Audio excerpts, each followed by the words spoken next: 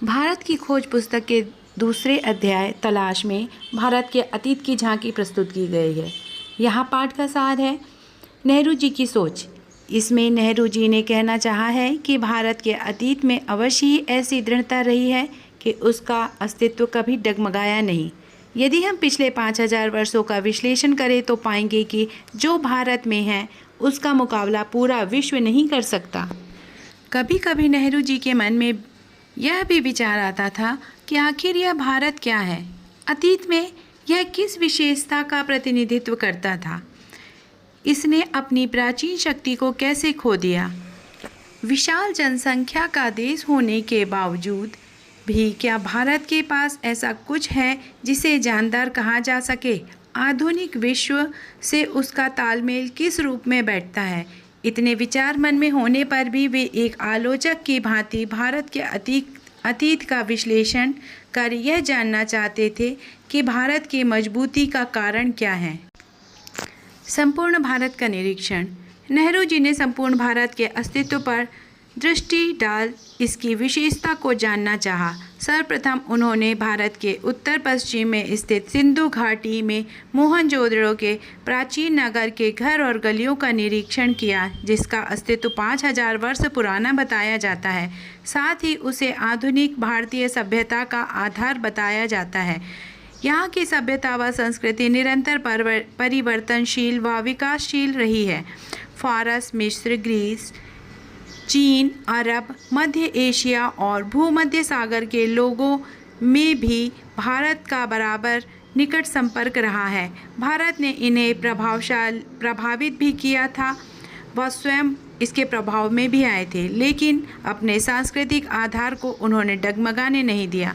नेहरू जी ने भारत के आने वाले विद्वान यात्री जो चीन, पश्चिमी व मध्य एशिया से आए थे, उनके द्वारा लिखित साहित्य का अध्ययन किया। उन्होंने पूर्वी एशिया, अंगकोर, बोरोबुदुर और बहुत सी जगहों से भारत की उपलब्धियों के बारे में जानना चाहा। हिमालय पर्वत व उससे जुड़ी प्राचीन कथाओं को भी उन्होंने जाना। हिमालय पर्वत की गोदी में से निकलने वाली विशेष नदियों सिंधु, ब्रह्मपुत्र, यमुना व गंगा ने भी उन्हें प्रभावित किया। भारत के अतीत की कहानी को स्वरूप देने वाली अजंता, एलोरा व एलिफेंटा की गुफाओं व दिल्ली तथा आगरे की विशेष इमारतों ने भी नेहरू जी को भारत के अस्तित्व के बारे में अवगत कराया। जब भी वे अपने शहर इलाहाबाद या हरिद्वार में महान स्नान पर्व कुंभ के मेले को देखते तो उन्हें एहसास होता है कि हजारों वर्ष पूर्व से उनके पूर्वज भी इस स्नान हेतु आते रहे। विदेशियों ने भी इन पर्वों हेतु बहुत कुछ लिखा। उन्हें इस बात की हैरानी होती थी कि वह कौन सी प्रबल आस्था है जो भारतीयों को अनगिनत पीढ़ियों से भारत की इस प्रसिद्ध नदी की ओर खींचती रही है। उन्हें भारत के अतीत में हर बात के विद्यमान होने का एहसास होता जो वर्तमान में शिक्षा देता प्रतीत होता था। 2500 वर्ष पहले दिया महात्मा बुद्ध का उपदेश उन्हें ऐसा लगता जैसे बुद्ध अपना पहला उपदेश अभी दे रहे हैं। अशोक के पाषाण स्तंभ अपने शिलालेखों के माध्यम से अशोक की महानता प्रकट करते। फतेहपुर सीकरी में अकबर सभी धर्मों में समानता को मानते हुए मनुष्य की शाश्वत समस्याओं का हल तलाशता प्रतीत होता। इस प्रकार नेहरू जी की प्राचीन 5000 वर्ष पूर्व की झांकी भी साफ और स्पष्ट व वर्तमान के धरातल पर सजीव प्रतीत होती है। अब आगे कुछ प्रश्नों को देख लेते हैं।